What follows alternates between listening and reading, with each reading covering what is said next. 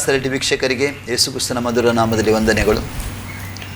ಸುವಾರ್ತಿಕ ಈ ಕಾರ್ಯಕ್ರಮಕ್ಕಾಗಿ ನಮ್ಮೊಂದಿಗೆ ನಿಮ್ಮನ್ನು ಕೂಡ ನಾವು ಆಹ್ವಾನಿಸ್ತಾ ಇದ್ದೇವೆ. ಇವತ್ತು ನಮ್ಮ ಮಧ್ಯದಲ್ಲಿ ಮಾಸ್ತಿಕಟ್ಟೆಯಲ್ಲಿ ಸೇವೆ ಮಾಡುವಂಥ ಸಭಾಪಾಲಕರಾದ ಅಲ್ಫೋನ್ಸ್ ಡಿಮೆಲ್ಲೋ ನಮ್ಮ ಮಧ್ಯದಲ್ಲಿ ಇದ್ದಾರೆ. ಅವರನ್ನು ಯಾಸರೆಟಿ ಮತ್ತು ನಿಮ್ಮೆಲ್ಲ ಪರವಾಗಿ ನಾನು ಸ್ವಾಗತಿಸ್ತಿದ್ದೇನೆ. ವೆಲ್ಕಮ್. ಪ್ರಿಯರೇ, ಅನೇಕ ಸಮಯಗಳಿಂದ ಈ ಕಾರ್ಯಕ್ರಮ ನೀವು ನೋಡ್ತಾ ಇದ್ದೀರಿ. ಸೇವಕರು ನಮ್ಮ ಮಧ್ಯದಲ್ಲಿ ಬಂದು ಅವರ ಸೇವೆ ನಿಮಿತ್ತವಾಗಿ ಅವರ ಪಡುವಂಥ ಪ್ರಯಾಸ, ಸೇವೆಗಾಗಿ ಅವರು ಪಡುವಂಥ ಕಷ್ಟಗಳು, ಇದನ್ನು ಅನುಭವಿಸಿರುವಂಥ ಸಂಗತಿಗಳನ್ನು ನೀವು ಕೂಡ ಯಾಸರೆ ಟಿ ವಿ ಮೂಲಕ ವೀಕ್ಷಿಸ್ತಾ ಇದ್ದೀರಿ. ಇವತ್ತು ನಮ್ಮ ಮಧ್ಯದಲ್ಲಿರುವ ಪಾಸ್ಟರ್ ಅಲ್ಫೋನ್ಸ್ ಡಿಮೆಲ್ಲೋ ಅವರೊಂದಿಗೂ ಅವರ ಸೇವೆಯ ಜೀವಿತದಲ್ಲಿ ಆಗಿರುವಂಥ ಕೆಲ ಅನುಭವಗಳನ್ನು ನಾವು ಕೇಳ್ತಾ ಇದ್ದೇವೆ. ನೀವು ಕೂಡ ನಮ್ಮ ಜೊತೆಯಲ್ಲಿ ಈ ಕಾರ್ಯಕ್ರಮದಲ್ಲಿ ಇರುವುದಕ್ಕಾಗಿ ನಿಮಗೂ ಕೂಡ ನಾನು ವಂದನೆ ಹೇಳ್ತಾ ಇದ್ದೇನೆ. ಫಸ್ಟ್ ಅಲ್ಫೋನ್ಸ್ ಡಿಮೆಲ್ಲೋ, ನಿಮ್ಮ ಹುಟ್ಟಿದ ಊರು? ಫಸ್ಟ್ ನಮ್ಮದು ಹುಟ್ಟಿದೂರು ಮಾಸ್ತಿಕಟ್ಟೆ ಹುಲಿಕಲ್ ಅಂತ. ಮಾಸ್ತಿಕಟ್ಟೆ. ನಮ್ಮ ತಂದೆಯವರು ಕುಂದಾಪುರ ಅಂತ ಕಂಡ್ಲೂರು ಅಂತ. ಕುಂದಾಪುರದ ಕಂಡ್ಲೂರು ಕಾವರಾಡಿ ಅಂತ, ಅಲ್ಲಿ ನಮ್ಮ ತಂದೆಯವರು. ನೀವು ಕುಂದಾಪುರದಿಂದ ಮಾಸ್ತಿಕಟ್ಟೆ ಹೋಗಿ ಎಷ್ಟು ಸಮಯ ಆಯಿತು? ನಮ್ಮ ತಂದೆಯೇ ಹೋಗಿದ್ವು ಆ ಕಾಲದಲ್ಲೇ. ನಾವು ಹುಟ್ಟಿಗಿದ್ದ ಮೊದಲೇ ಹೋಗಿದ್ದಾರೆ. ನೀವು ಹುಟ್ಟಿಗಿದ್ದ ಮೊದಲೇ ಹೋಗಿದ್ದಾರೆ. ಅಂದರೆ ಏನು ವೃತ್ತಿ ಮಾಡ್ತಿದ್ರು ಅವರು? ಜಮೀನು ಕೆಲಸ ಮಾಡ್ತಿದ್ರು. ಅಂದರೆ ನಿಮಗೆ ವ್ಯವಸಾಯ ಏನು ವ್ಯವಸಾಯ ಮಾಡ್ತಿದ್ರಿ ಫಸ್ಟ್? ನಾವು ಜಮೀನು ಗದ್ದೆ ಇದೆ, ಭತ್ತ ಬೆಳಿತೀವಿ, ಅಡಿಕೆ ಬೆಳಿತೀವಿ. ಅಡಿಕೆ ಬೆಳೀತೀವಿ. ನೀವು ಮಾಸ್ತಿಕಟ್ಟೆಯಲ್ಲಿ ಹುಟ್ಟಿ ಅಲ್ಲಿ ಬೆಳೆದು. ಹೌದು. ನಿಮ್ಮ ವಿದ್ಯಾಭ್ಯಾಸ ಎಲ್ಲ ಆಯ್ತು ಫಸ್ಟ್? ನಮ್ಮ ವಿದ್ಯಾಭ್ಯಾಸ ಪ್ರೈಮರಿ ವಿದ್ಯಾಭ್ಯಾಸ ಹುಲಿಕಲ್ ಅಂತ ಶಾಲೆಯಲ್ಲಿ ಆಯಿತು. ನಂತರ ಯಡೂರು ಅಂತ 11 ಕಿಲೋಮೀಟ್ರ್ ಅಲ್ಲಿಂದ ಅಪ್ ಟು SLC ಅಲ್ಲಿ ಎಜುಕೇಷನ್ ಆಯಿತು. ನಂತರ ಎಜುಕೇಷನ್ ಮಾಡಲಿಕ್ಕೆ ಆಗಲಿಲ್ಲ. ನಂತರ ನಾನು ಕರೆಸ್ಪಾಂಡೆನ್ಸ್ಗೆ ಅಲ್ಲಿ ಆಗ ಡ್ಯಾಮ್ ಕೆಲಸ ಶುರು ಆಯಿತು. ಅಲ್ಲಿ ವಾರಾಹಿ ಡ್ಯಾಮ್ ಅಂತ ಜಲವಿದ್ಯುತ್, ಅಲ್ಲಿ ನಾನು ಗುತ್ತಿಗೆ ಆಧಾರದ ಮೇಲೆ KPC ಅಲ್ಲಿ ಕೆಲಸ ಶುರು ಮಾಡಿದೆ. ಟೆಂಪ್ರರಿ, ಹಾಗೆ ಪರ್ಮನೆಂಟ್ ಆಯಿತು. ಪರ್ಮನೆಂಟ್ ಆದಮೇಲೆ ಹಾಗೆ ಎಜುಕೇಷನ್ ಸಹ ನಾನು ಕರೆಸ್ಪಾಂಡೆನ್ಸಲ್ಲಿ ನಾನು ಎಜುಕೇಷನ್ ಕಂಟಿನ್ಯೂ ಮಾಡಿದೆ. PUC ಕರೆಸ್ಪಾಂಡೆನ್ಸ್ ಮಾಡಿ ಮೈಸೂರು ಯೂನಿವರ್ಸಿಟಿಯಲ್ಲಿ ಕರೆಸ್ಪಾಂಡೆನ್ಸ್ ಮಾಡಿ PUC ಪಾಸ್ ಮಾಡಿದೆ. PUC ಪಾಸ್ ಮಾಡಿದ್ಮೇಲೆ, ಯಾಕಂದರೆ ಇಲ್ಲಿ ಕೆಲಸ ಈಗ ಟೆಂಪ್ರರಿ ಕೆಲಸ ಅಂದರೆ ಏನು, ಎಲ್ಲ ಕೆಲಸ ಮಾಡಬೇಕು. ಎಜುಕೇಷನ್ ಮಾಡಿದವ್ರಿಗೆ ಒಳ್ಳೆ ಕೆಲಸ ಸಿಗುತ್ತೆ. ನಾನು ಎಜುಕೇಷನ್ ಮಾಡಿ ಮುಂದೆ ಬರಬೇಕಂತ ಒಂದು ಆಸೆ ಇರಲಿ ಹೋಗಿ PUC ಪಾಸ್ ಮಾಡಲಿಕ್ಕೆ ಏನು ಕಷ್ಟ ಆಗಿಲ್ಲ. PUC ಪಾಸ್ ಆದ ಕೂಡಲೇ ಡಿಗ್ರಿ ಮಾಡಬೇಕಂತ ಮನಸ್ಸಾಯ್ತು. BA ಪಾಸ್ ಆಗಿ BA ಮಾಡಿದೆ. BA ಪಾಸ್ ಆದಮೇಲೆ ಜರ್ನಲಿಸ್ಟ್ ಆಗಬೇಕಂದ್ರೆ diploma in journalism Mysuru university ಇತ್ತು. ಅದು ತಗೊಂಡು ಅದು ಪಾಸ್ ಆಯಿತು. ಅಂದರೆ ಇಲ್ಲಿ ಕೆಲಸ ಮಾಡ್ತಾ ಇದ್ದೀರಿ? ಹೌದು, ಕರೆಸ್ಪಾಂಡೆನ್ಸಲ್ಲಿ ಓದ್ತಾ ಇದ್ದೆ. ಸೊ ಇಲ್ಲಿ ಕೆಲಸನೂ ಕಾಯಂ ಆಯಿತು ಅಲ್ಲಿ. ಓಕೆ. ಸೊ ಕೆಲಸನೂ ಕಾಯಂ ಆಯಿತು, ಇದು ಆಯಿತು. ಆಮೇಲೆ ಮುಂದೆ ಸ್ವಲ್ಪ ಉನ್ನತ ಸ್ಥಾನಕ್ಕೆ ಜಸ್ಟ್ ಅಸಿಸ್ಟೆಂಟ್ ಆಗಿ ಪ್ರಮೋಷನ್ ಆಯಿತು. ಸೊ ಡಿಪ್ಲೊಮಾ ಜರ್ನಲಿಸಮ್ ಆದ ನಿಮಿತ್ತವಾಗಿ 91ನೇ ಇಸ್ವಿಯಲ್ಲಿ ನನಗೆ ಜೂನಿಯರ್ ಪಬ್ಲಿಕ್ ರಿಲೇಷನ್ ಆಫೀಸರಿಗೆ ಪ್ರಮೋಷನ್ ಆಯಿತು. ಅವಾಗ ರಾಯಚೂರಿಗೆ ಪೋಸ್ಟಿಂಗ್ ಕೊಟ್ಟರು. ರಾಯಚೂರಿಂದ ಬಹಳ ದೂರ.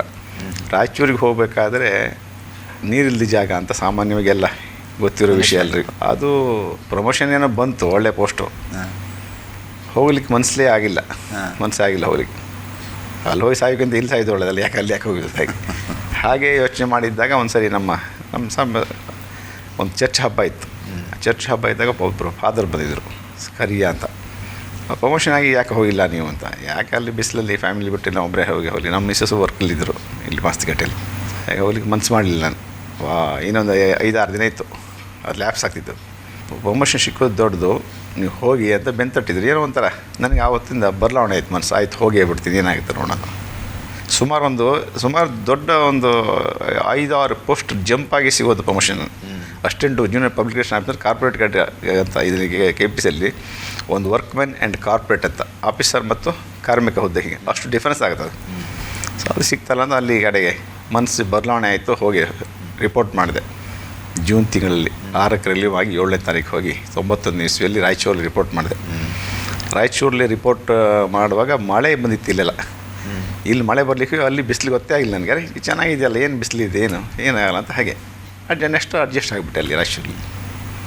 ಸೊ ಹೀಗೆ ನಮ್ಮ ಹಿನ್ನೆಲೆ. ನೀವು ಬಾಲ್ಯ ಮಾಸ್ತಿಕಟ್ಟೆಯಲ್ಲಿ? ಹೌದು. ನೀವು ವಿದ್ಯಾಭ್ಯಾಸ ಮುಂದೆ ಕರೆಸ್ಪಾಂಡೆನ್ಸ್ ಬೇರೆ ಹುದ್ದೆಗೆ ಮೇಲೆ ಹುದ್ದೆಗೆ ನಾನು KPCಯಲ್ಲಿ ವರ್ಕ್ ಮಾಡಿದೆ. ನಿಮ್ಮ ತಂದೆ ತಾಯಿಗೆ ನೀವು ಎಷ್ಟು ಜನ ಮಂದಿ ಮಕ್ಕಳು? ನಾವು 4 ಜನ ಗಂಡು ಮಕ್ಕಳು, 2 ಹೆಣ್ಮಕ್ಳು. ನಮ್ಮ ತಂದೆಗೆ. ಮೊದಲು ನಾನು ಚಿಕ್ಕವ್ರು ನಮ್ಮ ಅಕ್ಕ ಹೋದರು. ಸೊ ಈಗ ನಾವು ನಮ್ಮ ತಂಗಿನೂ ಮದುವೆ ಆಗಿ ಕೆಲವು ವರ್ಷಕ್ಕೆ ಅವರು ಹೋಗಿದ್ದಾರೆ. ಹೆಣ್ಮಕ್ಳು ಯಾರಿಲ್ಲ, ನಾವು ಗಂಡು ಮಕ್ಕಳು 4 ಜನ ಇದ್ದೀವಿ ಈಗ. ನಿಮಗೆ ಮದುವೆಯಾಗಿ ಎಷ್ಟು ವರ್ಷ ಆಯಿತು? ನನಗೆ ಮದುವೆ 31 ವರ್ಷ ಆಯಿತು. 31 ವರ್ಷ ಆಯಿತು. ಹೌದು. ನಿಮಗೆ ಎಷ್ಟು ಮಕ್ಕಳು? ನನಗೆ 2 ಮಕ್ಕಳು. 2 ಗಂಡು? 2 ಗಂಡು ಮಕ್ಕಳು. 2 ಗಂಡು ಮಕ್ಕಳು ಏನು ಮಾಡ್ತಾ ಇದ್ದಾರೆ? ಇಬ್ಬರು ದೊಡ್ಡವನು ಡೆಂಟಿಸ್ಟ್ ಆಗಿ ಅದರಲ್ಲಿ MDS ಆಗಿ ಶಿವಮೊಗ್ಗ ಶರಾವತಿ ಡೆಂಟಲ್ ಕಾಲೇಜಲ್ಲಿ ಅಸಿಸ್ಟೆಂಟ್ ಪ್ರೊಫೆಸರ್ ಆಗಿ ಕೆಲಸ ಮಾಡ್ತಾನೆ. ಜೊತೆಗೆ ಸ್ವಂತ ಕ್ಲಿನಿಕ್ ನಮ್ಮ ಊರ ಹತ್ರ ಕ್ಲಿನಿಕ್ ಇಟ್ಕೊಂಡು ಕೆಲಸ ಮಾಡ್ತಾನೆ. ಚಿಕ್ಕವನು MBBS ಮಾಡಿದ್ದಾನೆ. ಮತ್ತು PG diploma family medicine Christian university Vellore ಅದರಲ್ಲಿ ಕರೆಸ್ಪಾಂಡೆನ್ಸಲ್ಲಿ ಅದರಲ್ಲಿ ಮಾಡ್ತಾಯಿದ್ದಾನೆ. ಎಲ್ಲ ಅಂತಿಮ ಹಂತಕ್ಕೆ ಬಂದಿದೆ ಈಗ. ಸೊ ಅವನು ನಮ್ಮ ಜೊತೆಗೆ ಅವನಿಗೂ ಸಹ ಒಂದು KPCಯಲ್ಲಿ ಗುತ್ತಿಗೆ ಆದಮೇಲೆ ವೈದ್ಯಾಧಿಕಾರಿಯಾಗಿ ವರ್ಕ್ ಮಾಡ್ತಿದ್ದಾನೆ. ಪ್ರೈವೇಟ್ ಕ್ಲಿನಿಕ್ ಇಟ್ಕೊಂಡು ಕೆಲಸ ಮಾಡ್ತಾನೆ ಈವ್ನಿಂಗ್ ಟೈಮಲ್ಲಿ. ಇದು ನಿಮ್ಮದು ಬಾಲ್ಯ ಜೀವಿತದಿಂದ ಹೌದು, ವೃತ್ತಿ ಜೀವಿತನಿಗೆ ಬಂತು. ಹೌದು. ಈಗ ನೀವು ಈ ಬೆಳೆದು ಬರುವಂಥ ಸಮಯದಲ್ಲಿ ನಿಮ್ಮ ಸ್ವಭಾವ ಎಲ್ಲ ಹೇಗಿತ್ತು? ಅಂದರೆ ಬಡತನದಲ್ಲೇ ಬೆಳೆದು ಬಂದು? ಹೌದು. ಕಷ್ಟದಲ್ಲೇ ಬೆಳೆದು? ಕಷ್ಟದಲ್ಲೇ ಹೇಗಿತ್ತು ನಿಮ್ಮದು? ಕಷ್ಟದಲ್ಲೇ ಬೆಳೆದು ಬಂದಿದ್ದು, ಭಾಳ ಕಷ್ಟದಲ್ಲೇ ಬೆಳೆದು ಬಂದಿದ್ದು. ತಂದೆ ಜಮೀನಲ್ಲೇ ಇದ್ದರೂ ಸಹ ಅಂಥ ಶ್ರೀಮಂತಿಕೆ ಇರುವ ಜಾಗ ಅಲ್ಲ ನಮ್ಮದು. ಬರಡು ಭೂಮಿ. ಮಳೆ ಬಂದರೆ ಯಾವಾಗಲೂ ಮಳೆನೇ. ಮಳೆ ಬಂದರೆ ಮಳೆನೇ, ಸಿಕ್ಕಾಪಟ್ಟೆ ಮಳೆನೇ. ಏನು ಅಂಥದ್ದೇನು ಬೆಳೆದಿಲ್ಲ. ಏನಾದ್ರು ಕಷ್ಟಪಟ್ಟು ಬೆಳೆದ್ರೆ ಊಟಕ್ಕಾಗೋಷ್ಟು ಒಂದು ಭತ್ತ ಅಕ್ಕಿ ಆಗೋದು ಹೊರತು ಬೇರೇನು ಅದು ಉತ್ತಮ ಜೀವನ ನಡೆಸೋ ಸ್ಥಿತಿಯಲ್ಲಿ ಇರಲಿಲ್ಲ ಆವಾಗ. ಹಾಗಿತ್ತು ಆ ಪರಿಸ್ಥಿತಿ. ಸೊ ಹಾಗೆ ನಾವೊಂದು ಹಾಗೆ ಅಲ್ಲಿ ಯೋಜನೆ ಬರಲಿಕ್ಕೆ ಹೋಗಿ ಒಂದು ಡ್ಯಾಮ್ ಎಲ್ಲ ಬರಲಿಕ್ಕೆ ಹೋಗಿ ನಮಗೊಂದು ಗೌರ್ಮೆಂಟ್ ಕೆಲಸ ಸಿಗಲಿಕ್ಕೆ ಅನುಕೂಲ ಆಯಿತು. ಆವಾಗ ನಾವು ನಮ್ಮ ಕುಟುಂಬದ ನಾನೊಬ್ಬನೇ ಸ್ವಲ್ಪ ಉನ್ನತ ಸ್ಥಾನ ಅಂದರೆ ಇದು ಆರ್ಥಿಕವಾಗಿ ಸ್ವಲ್ಪ ಈಗ ಇಂಪ್ರೂವ್ಮೆಂಟ್ ಆಗಿರೋದು. ನಿಮ್ಮ ಉಳಿದವರೆಲ್ಲ ಜಮೀನು ಕೆಲಸ ಮಾಡ್ತೀನಿ. ಇನ್ನೊಂದು ತಮ್ಮನಿಗೂ ಸಹ KPCಯಲ್ಲಿ ಕೆಲಸ ಸಿಕ್ಕಿದೆ. ಹೌದು, ಒಳಗಡೆ ಆಗಿದೆ ಅದು. ಅಂದರೆ ನಿಮ್ಮ ಪ್ರಾರಂಭದಲ್ಲಿ ಅಂದರೆ ಇದು ವ್ಯವಸಾಯದ್ರೆ ಮತ್ತೆ ನಿಮಗೆ ಕೆಲಸ ಸಿಕ್ಕಿದೆ ನಂತರ ನಿಮ್ಮ ಮತ್ತೆ ಉದ್ಯೋಗಕ್ಕಾಗಿ ಬಂದ್ರಿ. ಹೌದು. ಈ ಮಧ್ಯದಲ್ಲಿ ನಿಮ್ಮ ಸ್ವಭಾವ ಹೇಗಿತ್ತು? ಅಂದರೆ ಯಾವುದಾದ್ರು ದುರಾಭ್ಯಾಸ ನಿಮಗಿತ್ತ? ಅದು ಸಹಜವಾಗಿ ದುರಾಭ್ಯಾಸ ಎಲ್ಲರೂ ಇರೋದು ನಮಗೂ ಇತ್ತು. ಹಾಗಾಗಿ ಸ್ವಲ್ಪ ಆಲ್ಕೋಹಾಲ್ ತಗೊಳ್ಳೋ ಅಭ್ಯಾಸ ಇತ್ತು. ಸಿಗರೇಟ್ ಸೇವೋ ಅಭ್ಯಾಸ ಇತ್ತು. ಆಲ್ಕೋಹಾಲ್ ತಗೊಂಡಾಗ ಸಿಗರೇಟ್ ಬರ್ತಿತ್ತು. ಇವೆಲ್ಲ ಅಭ್ಯಾಸ ಇತ್ತು. ತುಂಬ ಇತ್ತು? ಇಲ್ಲ, ತುಂಬ ಇರಲಿಲ್ಲ. ಏನಾದ್ರು ಪಾರ್ಟಿ ಗಿಟ್ಟಿ ಇದ್ದಾಗ ಅಷ್ಟೇ. ಯಾವ ರಾತ್ರಿ ಅಭ್ಯಾಸ ಇತ್ತು. ಹಾಗೆ ಮತ್ತೆ ನಿಮಗೆ ರಾಯಚೂರಿಗೆ ನೀವು ಟ್ರಾನ್ಸ್ಫರ್? ರಾಯಚೂರಿಗೆ ಪ್ರಮೋಷನ್ ಮೇಲೆ ಟ್ರಾನ್ಸ್ಫರ್ ಆಯಿತು. ಪ್ರಮೋಷನ್ ಮೇಲೆ ಟ್ರಾನ್ಸ್ಫರ್ ಆಯಿತು. ನಿಮಗೆ ಅಲ್ಲಿ ಹೇಗೆ ಅನ್ನಿಸ್ತು? ಅಲ್ಲಿಗಿಂತ ನೀವು ಹೇಳಿದರೆ ಅಲ್ಲಿ ಬಿಸಿಲು ಜಾಸ್ತಿ, ಅದೇ ಇಲ್ಲಿ ಮಳೆ ಜಾಸ್ತಿ ಅಂತ. ಅಲ್ಲಿ ಬಿಸಿಲು ಜಾಸ್ತಿ ಆಗ ಮಳೆ ಸಮಯದಲ್ಲಿ ಹೋದ್ರಿದ್ದ ನನಗೆ ಅಲ್ಲಿ ಮಳೆ ಬಿಸಿಲು ಗೊತ್ತಾಗಿಲ್ಲ. ಆಮೇಲೆ ಗೊತ್ತಾಯಿತು ಬಿಸಿಲು ಹೇಗೆ ಅಂತ. ಬೇಸಿಗೆ ಇರುವಾಗ ಬಿಸಿಲು ತಡಿಲಿಕ್ಕಾಗಿಲ್ಲ, ಆ ರೀತಿ ಆಯಿತು. ಅಡ್ಜಸ್ಟ್ ಆದೆ ಅಲ್ಲಿ. ಹಾಗೆ ನೀವು ಈ ವೃತ್ತಿಯಲ್ಲಿರುವಾಗ ಯೇಸುಸ್ವಾಮಿನ ಹೇಗೆ ಕಂಡುಕೊಂಡ್ರಿ? ಯಾವ ಉದ್ದೇಶಕ್ಕಾಗಿ ಯೇಸುಸ್ವಾಮಿನ ಕಂಡುಕೊಂಡ್ರಿ? ನಿಮಗೆ ಹೇಗೆ ಸತ್ಯದ ವಿಷಯದಲ್ಲಿ ಗೊತ್ತು? ಸತ್ಯ ಹೇಗೆಂದರೆ, ನಾನು ಇಲ್ಲಿಂದ ಅಲ್ಲಿ ಹೋದಾಗ ಇಲ್ಲೆಲ್ಲ ಒಂದು ಗುಂಪು ಜನರು ಮಧ್ಯದಲ್ಲಿದ್ದವನು. ಒಡನಾಡಿಗಳು, ಸ್ನೇಹಿತರು, ಸಂಬಂಧಿಕರೆಲ್ಲ ಇದ್ದರು. ಅಲ್ಲಿ ಹೋದ್ಕೊಳ್ಳೆ ನೀರಿಂದ ಮೀನು ಹೊರಗೆ ಬಿಟ್ಟ ಹಾಗೆ ಆಯಿತು. ಯಾರೂ ಪರಿಚಯ ಇಲ್ಲ ಅಲ್ಲಿ. ಆಫೀಸಿಗೆ ಹೋಗಬೇಕು, ಮನೇನೂ ಇನ್ನೂ ತೊಗೊಂಡಿಲ್ಲ, ಗೆಸ್ಟ್ ಹೌಸಲ್ಲಿದ್ದೆ. ಹೀಗೆ ಒಂಥರ ಬಂಧನ ಟೈಪ್ ಆಗಿಬಿಟ್ರು.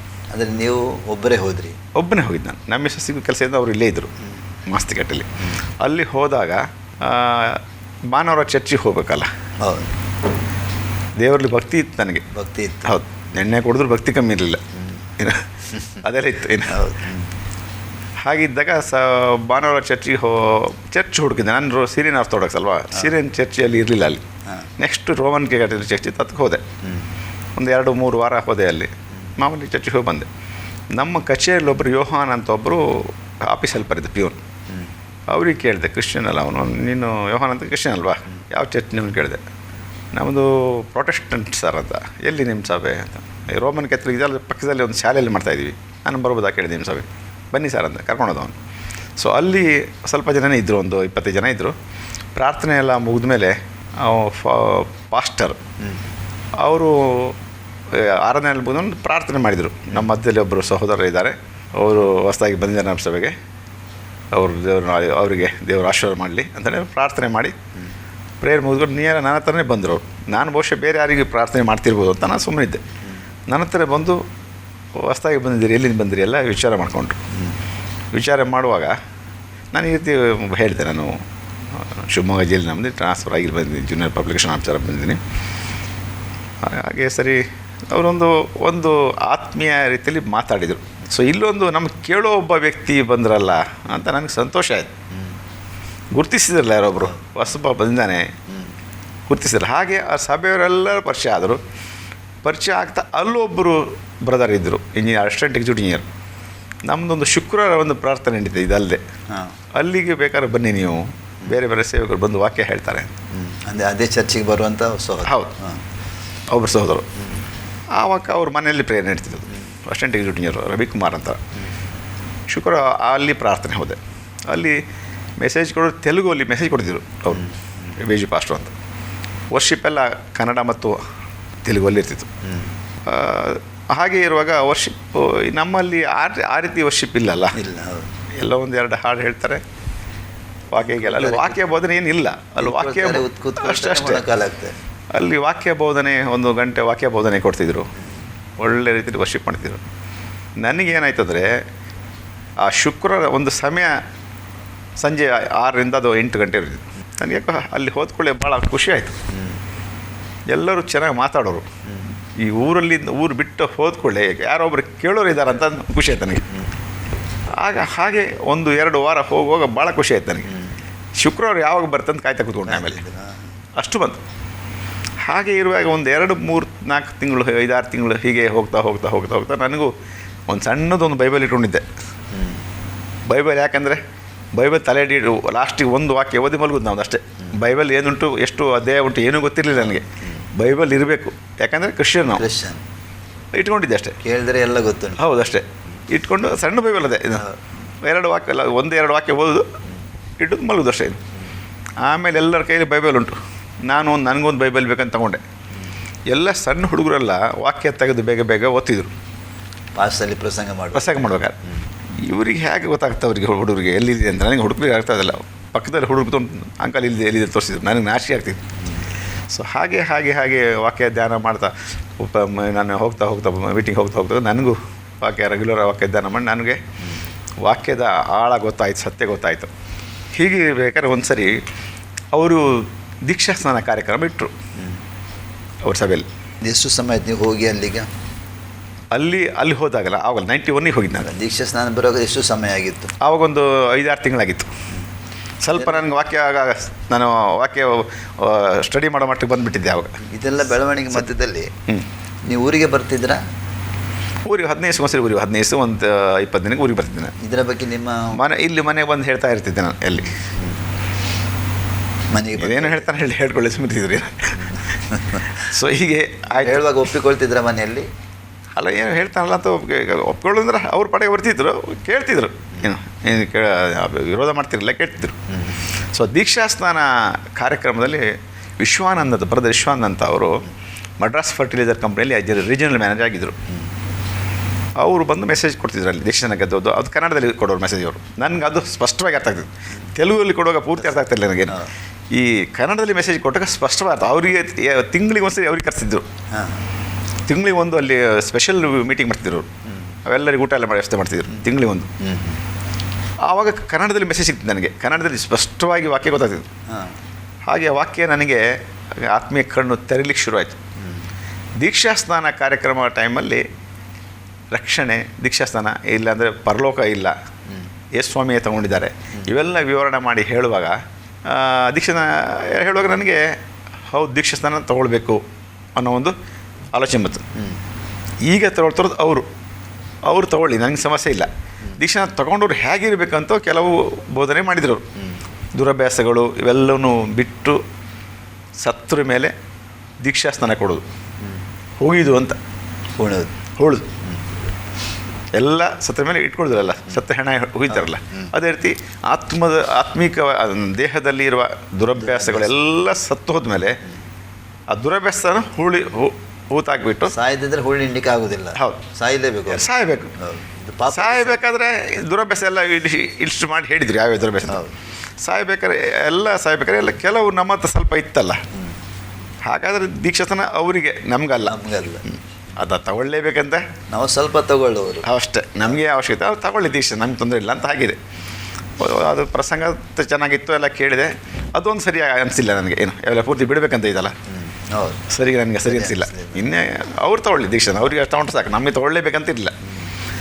ಕೆಲವು ದಿನ ಆದಮೇಲೆ ಅವ್ರನ್ನ ಒಂದು ಸರಿ ಭೇಟಿ ಮಾಡಿದೆ. ಈ ದೀಕ್ಷೆ ಅಂತ ತೊಗೊಂಡಾಗ ಹೀಗೆಲ್ಲ ಹೇಳಿದ್ರಲ್ಲ ಮೆಸೇಜು, ಈಗ ಅದು ಬಿಡಲೇಬೇಕಾ ಅಂತ ಕೇಳಿದೆ ನಾನು. ಬಿಡಿದ್ರೆ ಏನಾಗುತ್ತೆ? ಅಲ್ಲ, ದೀಕ್ಷಾ ಸ್ನಾನ ತೊಗೊಳ್ಬೇಕಾದ್ರೆ ಅದು ಬಿಡಬೇಕು, ಅವೆಲ್ಲ ಇಟ್ಕೊಂಡಿರ್ಲಿಕ್ಕೆ ಸತ್ತೋರಿಗೆ ಹೋಗಿದ್ದು, ಜೀವಿತರಿಗೆ ಹೋಗ್ಲಿಕ್ಕೆ ಆಗೋದಿಲ್ಲ. ಎಲ್ಲ ದುರಭ್ಯಾಸವಾಗಿ ಸತ್ತರೆ ಅವ್ರನ್ನ ಸಮಾಧಿ ಮಾಡ್ಬೋದು, ಇಲ್ಲ ಸಮಾಧಿ ಮಾಡಲಿಕ್ಕಾಗಲ್ಲ. ಅನೇಕರು ಹೇಳ್ತಾರೆ, ಪೌಲನ್ ತಿಮೋತಿಗೆ ಹೇಳ್ದ, ನಿನ್ನ ಆರೋಗ್ಯಕ್ಕಾಗಿ ಸ್ವಲ್ಪ ದ್ರಾಕ್ಷಾರಸ ತಗೊಳ್ಳು ಅಂತ ಹೇಳ್ದ. ಹೌದು, ಅದನ್ನು ನೆವವಾಗಿ ಇಟ್ಟುಕೊಳ್ತಾರೆ ಅನೇಕರು. ಹೌದೌದೌದು. ಕೆಲವರು ಹೇಳ್ತಾರೆ ಕುಡುಕ ಅಂತ ಬರೀ ಕುಡುಕ ತಂದೆ. ಕುಡುಕ ಅಂದರೆ ಯಾರಿಗೆ ಹೇಳ್ತಾರೆ? ನನಗೆ ನನ್ನ ಕುಟುಂಬದವರು ಇದ್ದಾರೆ, ಅವರು ವಾದ ಮಾಡೋದು. ಕುಡುಕ ಅಂತ ಯಾರು ಹೇಳೋದು? ಕುಡಿದು ಚರಂಡರಿ ಬೀಳೋರಿಗೆ ಹೇಳೋದು. ಅಂದರೆ ಸಾಮಾನ್ಯ ಕುಡ್ಕ ಅಂತ ಬಿಡ್ತಾರೆ, ಬುಳ್ಳೆ ತಡ್ತಾರೆ ಅಂತ ಹೇಳೋದು ಅವ್ರು ಹೇಳೋದು. ಸಾಮಾನ್ಯ ಕುಡಿಯೋರೆಲ್ಲ ಕುಡ್ಕೊಳ್ಳಲ್ಲ ಅಂತ ಅವ್ರು ಹೇಳೋದು. ಏನು ಮತ್ತೆ ಕೆಲವರು ಹೇಳ್ತಾರೆ, ಕುಡಿದು ಚರಂಡಿಲಿ ಬೀಳೋರಿಗೆ ಕುಡುಕ ಅಂತಾರೆ. ಕುಡಿದು ಮತ್ತರಾಗಬೇಡಿ, ಕುಡಿಬೋದು, ಮತ್ತರಾಗಬಾರ್ದು. ಹೌದು, ಅದು ಹೇಳ್ತಾರೆ. ಆಮೇಲೆ ಇದಕ್ಕೆ ಹೇಳಿದ್ರು, ಕುಡುಕ ಅಂತ ಹೇಳ್ಬೇಕಾದ್ರೆ ಸಾಮಾನ್ಯ ಕುಡಿಯೋರಿಗೆ ಕುಡ್ಕ ಅಂತ ಸಿಟ್ಟು ಬರ್ತಂದೆ ಅವ್ರು ಹೇಳೋದೇನು. ಎಲ್ಲರಿಗೆ ಕುಡ್ಕ ಅಂತ ಹೇಳೋಕ್ಕಾಗಲ್ಲ. ನೀವು ಕುಡಿದು ಚರಂಡಿ ಬಿದ್ದರೆ ಮಾತ್ರ ನಾವು ಕುಡ್ಕ. ಅಲ್ಲಿ ಅವ್ರಿಗೆ ಹೇಳ್ಬೋದು, ಬೇರೆಯವ್ರಿಗೆ ಹೇಳಲಿಕ್ಕಾಗಲ್ಲ, ನೆಟ್ಟಿಗೆ ಹೋಗೋರಿಗೆ ಹೇಳೋಂಗಿಲ್ಲ ಅಂತಾರೆ. ಹೇಳಿದ್ರೆ ನಿಮಗೆ ಬಿಡುದಿಲ್ಲ ಅಂತಾರೆ.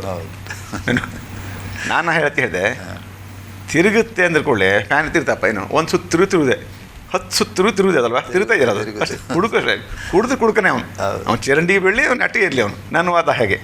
ಮತ್ತು ನೀವು ಅಲ್ಲಿ ಸೇವಕರ ಹತ್ರ ಮಾತಾಡಿದ್ರಿ? ಅಲ್ಲಿ ಅವರು ಸೇವಕರಿಂದ ಅದು ದೀಕ್ಷಾಸ್ಥ ತೊಗೊಂಡು ಮಾತಾಡಿದ್ವಿ. ಅವ್ರು ತೊಗೊಂಡು ಮಾತಾಡಿದವಾಗ ಅವ್ರು ಹೇಳಿದರು, ಸಾಯದೆ ಹೋಗ್ಲಿಕ್ಕೆ ಆಗೋದಿಲ್ಲ, ದೀಕ್ಷಾಸ್ಥಾನ ಆಗದೆ ಪರಲೋಕ ಇಲ್ಲ.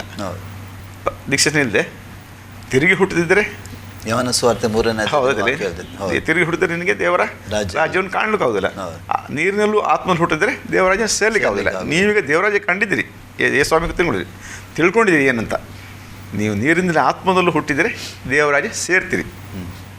ನೋಡ್ಬೋದು ಈಗ ನೀವು ಅಷ್ಟೇ, ಸೇರ್ಲಿಕ್ಕೆ ಆಗೋದಿಲ್ಲ. ಸೊ ಆಗ ಸ್ವಲ್ಪ ತಲೆ ಬಿಸಿ ಆಯ್ತು ನನಗೆ. ಯಾಕಂದರೆ ನಮ್ಮ ಉದ್ಯೋಗನೇ ಹಾಗೆ, ಪಬ್ಲಿಕ್ ರಿಲೇಷನ್ ಆಫೀಸರ್. ನಾನು ಯಾರೇ ದೊಡ್ಡ ವ್ಯಕ್ತಿಗಳು ಬಂದಾಗ ನಾನು ಅಲ್ಲಿ ಇರಬೇಕು. ಯಾವುದೇ ಪಾರ್ಟಿ ಇದ್ದರೆ ನಾನು ಅರೇಂಜ್ ಮಾಡೋ ಕೆಲಸ ನಾನೇ ಮಾಡಬೇಕಾಗತ್ತೆ. ಅಲ್ಲಿ ವ್ಯವಸ್ಥೆಯಲ್ಲೂ ಮಾಡಬೇಕಾಗುತ್ತೆ. ದೊಡ್ಡ ದೊಡ್ಡ ಪಾರ್ಟಿಗಳು ವ್ಯವಸ್ಥೆ ಮಾಡಬೇಕಾಗುತ್ತೆ. ದೊಡ್ಡ ಸ್ಟಾರ್ ಹೋಟ್ಲೆಲ್ಲ ಪಾರ್ಟಿಗಳಾಗ್ತವೆ ನಮ್ಮ ಅಧಿಕಾರಿಗಳು ಬಂದಾಗೆಲ್ಲ, ಅಲ್ಲೆಲ್ಲ ಹೋಗಬೇಕಾಗುತ್ತೆ. ಸೊ ಅವ್ರ ಜೊತೆ ಇರಬೇಕಾಗುತ್ತೆ. ಹೀಗೆ ನಾನು ಆ ಕೆಲಸ ನನ್ನ ಡ್ಯೂಟಿನೇ ಹೇಗಿರ್ಲಿಕ್ಕಾಗಿ ನಾನು ಆ ಜೊತೆ ಮಧ್ಯೆ ಮಿಂಗಲ್ ಆಗಿರಬೇಕಾದ್ರೆ ಬಿಡೋದು ಹೇಗೆ ಅಂತ ಒಂದು ಮನಸ್ಸಲ್ಲಿ ಬಂತು. ರೆಗ್ಯುಲರ್ ಆಗಿ ಒಂದು ವಾರದಲ್ಲಿ 1-2-3 ದಿನ ಇರ್ತಿತ್ತು ನಮ್ಮಲ್ಲಿ ಆಫೀಸಲ್ಲಿ. ಏನು ದುಡ್ಡು ಗಿಡ ಅವಶ್ಯಕತೆ ಇಲ್ಲಲ್ಲ, ಅರೇಂಜ್ಮೆಂಟ್ ಮಾಡಿ ಡಿಪಾರ್ಟ್ಮೆಂಟಿಂದ ಮಾಡ್ತಿದ್ವಿ ಎಲ್ಲ. ಏನು ದುಡ್ಡು ಖರ್ಚು ಇಲ್ಲ, ಫ್ರೀ ಬರ್ತಿತ್ತು. ಹೀಗಿರಬೇಕಾದ್ರೆ ಇದೊಂದು ತಲೆ ಬಿಸಿ ಶುರು ಆಯ್ತು. ದೀಕ್ಷಾಸ್ಥಾನ ಆಗಬೇಕು, ಪರಲೋಕ ಬೇಕು ನಮಗೆ. ಸತ್ಯ ತಿಳಿದ ಮೇಲೆ ಯೇಸ್ವಾಮಿ ಯಾವಾಗ ಬರ್ತಂದೆ ಗೊತ್ತಿಲ್ಲ ಅಂತೂ ಬೇರೆ ಆ ಒಂದು ವಾಕ್ಯನ ಎಚ್ಚರ ಮಾಡ್ತೀವಿ ನಮಗೆ ಅಲ್ವಾ. ಇವತ್ತೇ ರಕ್ಷಣೆ ದಿನ, ಇವತ್ತು ರಕ್ಷಣೆ ದಿನ. ಅದರಿಂದ ತಡ ಮಾಡಲಿಕ್ಕೆ ಇಲ್ಲ. ಸೊ ಇದು ಆ ಮನಸ್ಸು ನನಗೆ ಆವತ್ತಿಂದ ಬಂದಿತ್ತು. ಆವತ್ತನೇ ನೆಕ್ಸ್ಟ್ ಡೇ ಒಂದು ಪಾರ್ಟಿ ಇತ್ತು. ಆವಾಗ ಒಂದು ನಿರ್ಧಾರ ಮಾಡಿದೆ, ಆ ಪಾರ್ಟಿ ಇರೋ ದಿನ ಹೊರಗೆ ಇದ್ಬಿಡೋದು, ಅಲ್ಲಿ ಒಳಗೆ ಇರೋದು ಬೇಡ, ಅವ್ರು ಮಾಡ್ಕೊಂಡು ಹೋಗಲಿ. ಸೊ ಹಾಗೆ ಆವತ್ತಿಂದ ನಾನು ಸ್ಟಾರ್ಟ್ ಮಾಡಿದೆ. ಅಲ್ಲಿ ಹೋಗಲೇ ಇಲ್ಲ. ಜಸ್ಟ್ ನಮ್ದು ಏನು ಅರೇಂಜ್ಮೆಂಟ್ ಇತ್ತು, ಆಫೀಸರ್ ಬಂದಾಗ ಅವರು ರಿಸೀವ್ ಮಾಡಿ ಒಳಗೆ ಕಳ್ಸೋದು ಮಾಡಿದ್ವಿ. ಉಳಿದವರೆಲ್ಲ ಮಾಡೋರು ಇರ್ತಾರೆ, ಕೆಲಸಗಾರರೇ ಮಾಡ್ತಾರೆ ಅವರು. ಅದು ಅವ್ರದ್ದೆಲ್ಲ ಊಟ ಎಲ್ಲ ಮುಗಿದಾಗ ನಾವು ಹೊರಗಿರ್ಬೇಕು ಅಷ್ಟೇ. ಊಟ ನಮ್ಮ ಪಾಡಿಗೆ ಊಟ ಮಾಡ್ಕೊಂಡು ಹೊರಗಿದ್ದು ಇರ್ತಿದ್ದೆ. ಇಲ್ಲದೆ ಇರುವ ಅವಶ್ಯಕತೆ ಇಲ್ಲದಾಗ ಮನೆಗೆ ಬಂದುಬಿಡ್ತಿದ್ದೆ. ಆವತ್ತಿಂದ ಸ್ಟಾಪ್ ಮಾಡಿದನು, ತಿರುಗಿ ನೋಡಲೇ ಇಲ್ಲ. ಆಮೇಲೆ ಆ ಮನಸ್ಸಿಗೆ ಬರಲಿಲ್ಲ ನನಗೆ. ಅದು ಬಿಡೋದು ಸಮಸ್ಯೆನೇ ಆಗಿಲ್ಲ ನನಗೆ. ಆ ಬಿಡೋ ಸಮಸ್ಯೆನೇ ಆಗಿಲ್ಲ. ಯಾವ ದೇವ್ರ ವಾಕ್ಯ ಒಳಗೆ ಬಿತ್ತಲ್ಲ, ನನಗೆ ಬಿಡೋ ಸಮಸ್ಯೆ ಆಗಲೇ ಇಲ್ಲ. ಹೀಗೆ ನಾನು ಇದರಿಂದ ಹೊರಗೆ ಬಂದೆ. ಅದು ಯಾರೋ ಇದು ಲಿಕ್ಕರ್ ಕುಡಿದ್ರೇ ಬಿಡಿ ಸಿಗರೇಟ್ ಸಿಗೋದು, ಇಲ್ಲಾಂತ ಬರೋದಿಲ್ಲ. ಅದು ಲಿಂಕ್ ಅವೆಲ್ಲ ಏನು. ಸೊ ಎಲ್ಲ ಕಂಪ್ಲೀಟ್ ಅಭ್ಯಾಸ ಹೋಯ್ತು. ಈಗ ದೀಕ್ಷಾನ ತೊಗೊಳ್ಬೇಕು. ಈಗ ಬಂದಿರೋದು ದೀಕ್ಷಾನ ತೊಗೊಳ್ಬೇಕಾದ್ರೆ ನಾನು ಒಬ್ಬನೇ ತೊಗೊಂಡ್ರೆ ಆಗಲ್ಲ, ಫ್ಯಾಮಿಲಿ ತೊಗೊಳ್ಬೇಕು. ಅವ್ರು ಒಪ್ಪಬೇಕಲ್ಲ, ಅವ್ರಿಗಿನ್ನು ವಾಕ್ಯನೇ ಕೇಳಲಿ. ನಾನು ಹೇಳಿದ್ದೆ ಅಷ್ಟೇ, ನಾನು ಹೇಳಿದ್ರೆ ಹೇಗೆ ಯಾರು ಕೇಳ್ತಾರೆ ಅಲ್ವಾ. ಕಿವಿಯಲ್ಲಿ ಹಾಕೋ ಹೊರತು ಒಳಗೆ ಹೋಗೋದಿಲ್ಲ ಅದು.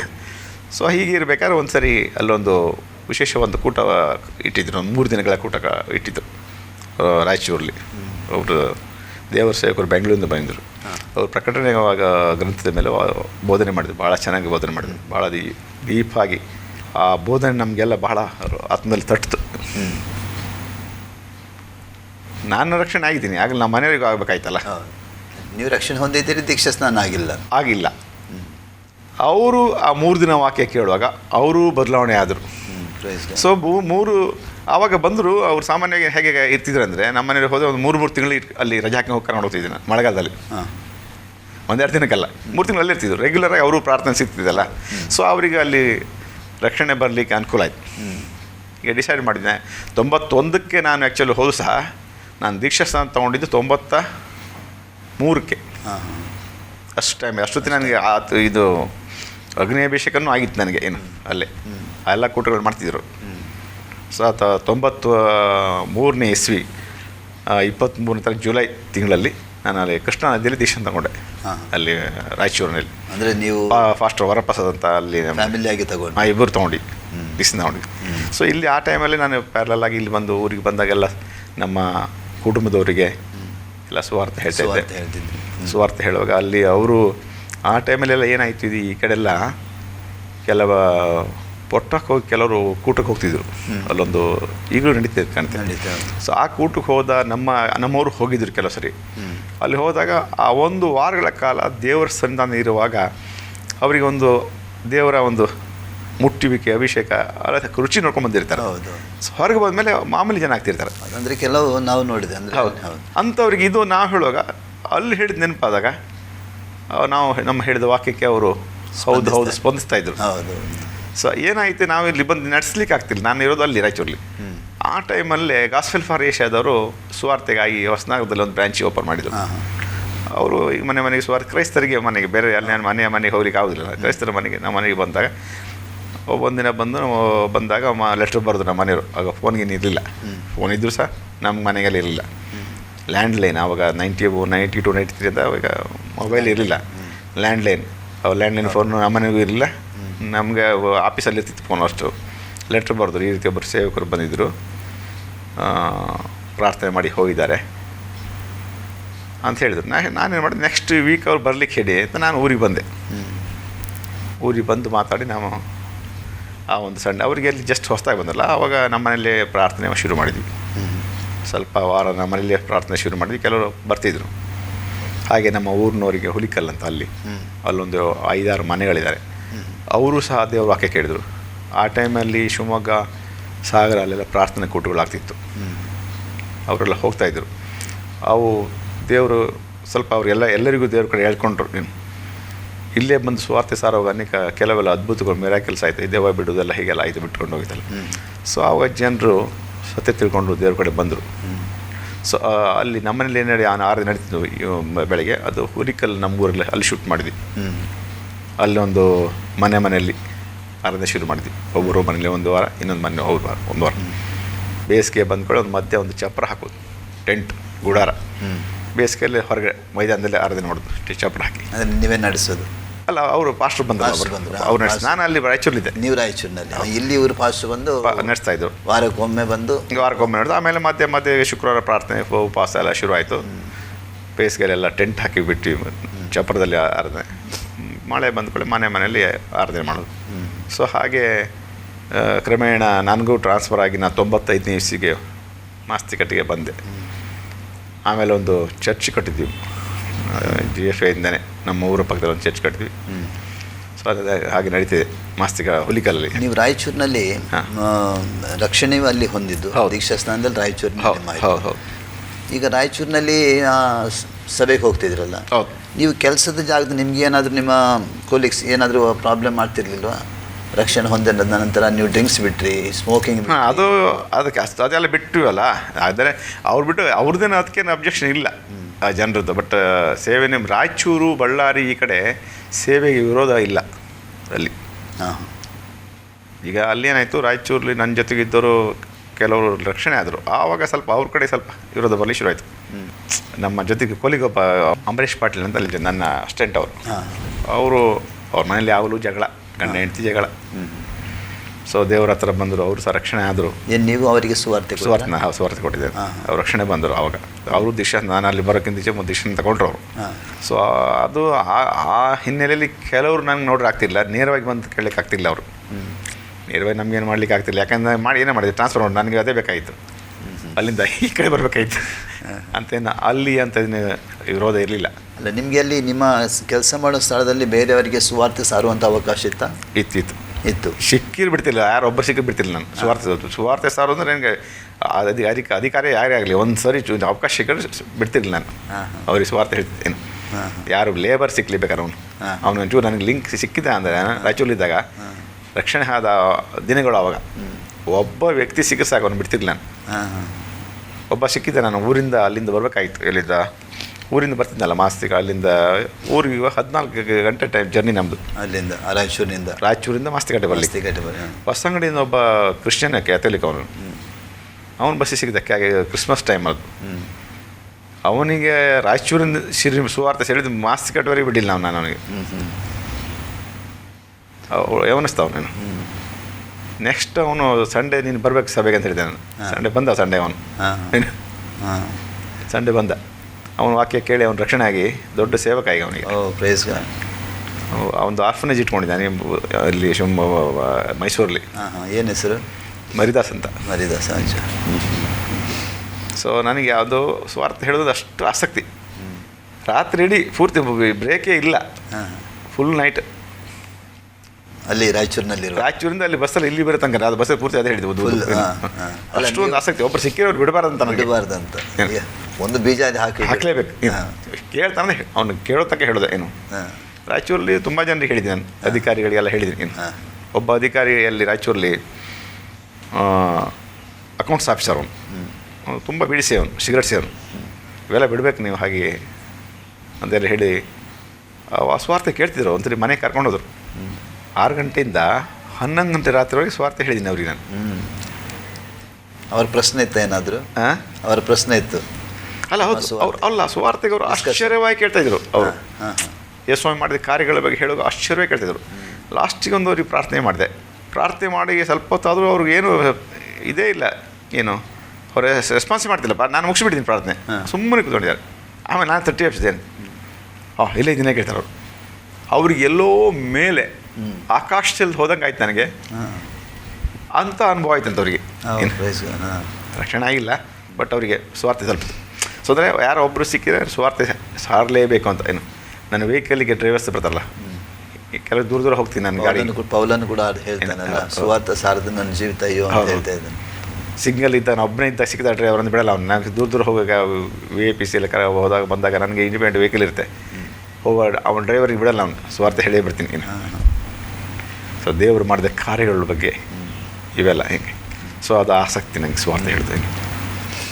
ನಂತರ ರಾಯಚೂರಿನಿಂದ ನೀವು ಮಾಸ್ತಿಕಟ್ಟೆಗೆ ಬಂದ್ವಲ್ಲ, ಅಲ್ಲಿ ಸಭೆಯೆಲ್ಲ ಆಯಿತು. ಸೊ ಹಾಗೆ ಇಲ್ಲಿ ಸಮಸ್ಯೆಗಳು ಶುರುವಾಯಿತು. ನಮ್ಮ ಊರಿಗೆ ಬಂದಮೇಲೆ ಊರಲ್ಲಿ ಭಾಳ ವಿರೋಧ ಆಗಲಿ ಶುರುವಾಯಿತು. ಸಭೆಯಾಗಿ ಅಂತಲ್ಲ, ವೈಯಕ್ತಿಕವಾಗಿ ಕೆಲವರು ಹುಡುಗರೆಲ್ಲ ನಮಗೆ ಭಾಳ ವಿರೋಧ ಮಾಡಲಿ ಶುರು ಮಾಡಿದ್ರು. ಎಲ್ಲ ವಿರೋಧದಲ್ಲಿ ದೇವರು ನಮಗೆ ಜಯ ಕೊಟ್ಟ. ಎಲ್ಲೂ ತಲೆ ತೆಗೆಸ್ಲಿಕ್ಕೆ ಮಾಡಿಲ್ಲ. ಪೊಲೀಸ್ ಕಂಪ್ಲೇಂಟ್ ಎಲ್ಲ ಕೊಟ್ಟರು, ಅಲ್ಲೂ ನಮಗೆ ದೇವ್ರು ಜಯ ಕೊಟ್ಟರು. ಎಲ್ಲ ಕಡೆ ಎಲ್ಲೂ ತಲೆ ತೆಗ್ಸೋಂಗಾಗಿಲ್ಲ. ಆಮೇಲೆ ಕೆಲಸ ಮಾಡೋ ಜಾಗದಲ್ಲಿ ಈ ವಿಷಯಕ್ಕಂತಲ್ಲ, ಸುಮ್ಮನೆ ವಿರೋಧ ಬರೋದು ನನಗೆ. ಅಧಿಕಾರಿ ಸುಮ್ಮನೆ ವಿರೋಧ ಆಗೋದು. ಇವರಿಗೆ ಅವಮಾನ ಮಾಡಬೇಕಂತ. ಆಗ ಆ ಎಲ್ಲ ವಿಷಯದಲ್ಲೂ ಸಹ ದೇವ್ರು ಜಯ ಕೊಡ್ತಾ ಬಂದ. ಎಲ್ಲೂ ಸೋಲಾಗಿಲ್ಲ. ಪ್ರತಿಯೊಂದು ವಿಷಯದಲ್ಲಿ ಜಯ ಕೊಟ್ಟು ಬಂದ. ಆಮೇಲೆ ಮತ್ತೆ ಇನ್ನೊಂದ್ಸರಿ ಪ್ರಮೋಷನ್ ಆಯ್ತು ನನಗೆ. ವಾಕ್ಯ ಕೂಡ ಹೇಳ್ತಿದ್ದಾರೆ, ದೇವರು ನಮ್ಮ ಪಕ್ಷದಲ್ಲಿ ಇರೋದ ನಮ್ಮನ್ನು ಎದುರಿಸಿ ಯಾರು ಅಂತ. ಖಂಡಿತವಾಗಿ ಅಂಥ ಅದ್ಭುತಗಳು, ಏನು ವಿಚಿತ್ರವಾದ ಅದ್ಭುತ ನನ್ನ ಜೀವಿತದಲ್ಲಿ ನಡೀತು. ಏನು ಒಬ್ಬ ಅಧಿಕಾರಿ ನಂಗೆ ಬಹಳ ಎಗ್ನೆಸ್ಟ್ ಬಂದು ನನಗೆ ಕನಿಷ್ಠ ಕೆಲಸ ಮಾಡುವಂಥ, ಏನು ನನಗಿಂತ ಹುದ್ದೆಗಿಂತ ಕಡಿಮೆ ಕೆಲಸ ಮಾಡ್ಬೇಕಂತ ಅವನು ಹೇಳಿದಾಗ ನಾನು ಮಾಡಿಲ್ಲ ಅಂತ. ಅವನಿಗೆ ಅಡ್ಜಸ್ಟ್ ಮಾಡಿ ಕೊಡಬೇಕು ದುಡ್ಡು, ಲಂಚ. ನಾನು ತಪ್ಪು ಲೆಕ್ಕ ಬರೆದು ತೋರಿಸಿ ಅವನಿಗೆ ದುಡ್ಡು ಮಾಡಿಕೊಡ್ಬೇಕು. ಅದು ಮಾಡಲಿಕ್ಕೆ ನಾನು ಮಾಡೋಕ್ಕಾಗಲ್ಲ ಅಂದೇನು. ಅದಕ್ಕೆ ನಾ ಕೆಲಸ ಬೇಡ, ನೀನು ಬೇರೆ ಕೆಲಸ ಮಾಡಿಸ್, ಸಂಬಂಧಿತ ಕೆಲಸ, ನನ್ನ ಯೋಗ್ಯಕ್ಕಿಂತ ಕೆಳಗಿನ ಕೆಲಸ ಮಾಡಲ್ಲ ಅಂತ ಹೇಳಿದೆ. ಅದಕ್ಕೆ ನಮಗೆ ಪನಿಷ್ಮೆಂಟಿಗೆ ಏನು ಬೇಕಲ್ಲ ರೆಕಾರ್ಡಿಗೆ ಡೆವಲಪ್ ಮಾಡಿ ಎಲ್ಲ ಮಾಡ್ದೆ. ಆಮೇಲೆ ಟ್ರಾನ್ಸ್ಫರ್ ಮಾಡಿ ನನಗೆ ತೀರಾ ಕನಿಷ್ಠ ಕೆಲಸಕ್ಕೆ ಟ್ರಾನ್ಸ್ಫರ್ ಮಾಡ್ಲಿಕ್ಕೆ ನೋಡ್ದೆ. ನೀನು ಹೋಗಿ ಜನ ಎಲ್ಲ ಕರ್ಕೊಂಡೋಗಿ ಪವರ್ಸ್ ಜನ ವಿಸಿಟರ್ಸ್ ಬರ್ತಾರಲ್ಲ, ನೀವು ಕರ್ಕೊಂಡೋಗಿ ತೋರಿಸಿ ಅವ್ರದ್ದು ಅಷ್ಟೇ ಕೆಲಸ, ನಿಮ್ಗೆ ಬೇರೆ ಮಾಡೋಂಗಿಲ್ಲ ಅಂತ. ನಮ್ಮ ಪವರ್ಸಿಗೆ ಜನ ಕರ್ಕೊಂಡೋಗಿ ತೋರಿಸ್ಬಿಟ್ಟು ತಂದು ಅವ್ರಿಗೆ ಬಿಡಬೇಕು, ಆ ಕೆಲಸ ನೀವು ಮಾಡ್ಬೇಕಂತ. ನಾನು ಪಬ್ಲಿಕ್ ರಿಲೇಷನ್ ಆಫೀಸರ್ ಆಗಿ ನಂದು ಹುದ್ದೆ ಅದಲ್ಲ. VIPs ಬಂದರೆ ಕರ್ಕೊಂಡು ಹೋಗ್ಬೋದು ನಾವು. ದೊಡ್ಡ ಮಿನಿಸ್ಟ್ರ್ ಬಂದರೆ, DC ಇಂಥವ್ರು ಬಂದರೆ ಅವ್ರಿಗೆ ಕರ್ಕೊಂಡು ಹೋಗ್ಬೋದು. ಸಾಮಾನ್ಯ ಬಂದು ಜನರಿಗೆ ಕರ್ಕೊಂಡು ಬರೋದು ಅದೇ ಕೆಲಸ ಅಲ್ಲ, ಅದು ನಿನ್ನ ಪೌರಸಲ್ಲೇ ಕೂತಿರಬೇಕು ಹಾಗೆ ಅಂತ ಒಂದು ಆದೇಶ ಹಾಕಿದ. ಆದೇಶ ಜಾರಿ ಮಾಡಲಿಕ್ಕೂ ಆಗಿಲ್ಲ ಅವನಿಗೆ. ಅದಕ್ಕೆ ಏನಾಯಿತು, ಅಷ್ಟೊತ್ತಿಗೆ ಪಾರ್ಲಿಮೆಂಟ್ ಅಟ್ಯಾಕ್ ಆಯ್ತು ನೋಡಿ ಒಂದು ಸರಿ. ಹೌದು, ಭಯೋತ್ಪಾದಕರು ಇವನು ಆದೇಶ ಮಾಡಿ ನನಗೆ ಅಲ್ಲಿ ಹಾಕಲಿಕ್ಕೆ ಮಾಡಿ ಆದೇಶ ಹಾಕಿದ್ದ. ಪಾರ್ಲಿಮೆಂಟ್ ಅಟ್ಯಾಕ್ ಆದ ಕೂಡಲೇ ಈ ಪವರ್ಸ್ಗಳಿಗೆ ಯಾರಿಗೂ ಬಿಡಬೇಡಿ ಅಂತ ಆದೇಶ ಬಂತು. ಅವ್ನು ನನ್ನ ಕೆಲಸ ಹಾಕ್ಲಿಕ್ಕೆ ಅಲ್ಲೇ ಹಾಕಬೇಕಂತ ಅವಮಾನ ಮಾಡಿಸ್ಬೇಕಂತ ಹಾಕ್ಲಿಕ್ಕೆ ಅವನು ಪ್ರಯತ್ನ ಮಾಡ್ದ. ದೇವರು ತಪ್ಪಿಸಿಬಿಟ್ಟ ಅದು. ಅದು ಕೆಲಸನೇ ಇಲ್ಲ ಅಲ್ಲಿ ಏನು. ಆಮೇಲೆ ಏನಾಯಿತು, ಆ ವ್ಯಕ್ತಿ ನನ್ನ ಮುಂದೆನೇ ನನಗೆ ರಾಯಚೂರಿಗೆ ಮತ್ತೆ ಪುನಃ ಕಳಿಸಿದ ಕೂತ್ಕೊಂಡಿದ್ದ, ಟ್ರಾನ್ಸ್ಫರ್ ಮಾಡಿ ರಾಯಚೂರಿಗೆ ಹಾಕ್ತೀನಿ ಅಂತ. ಅವನು ಆ ಊರು ಬಿಟ್ಟು ಓಡಿ ಹೋದ.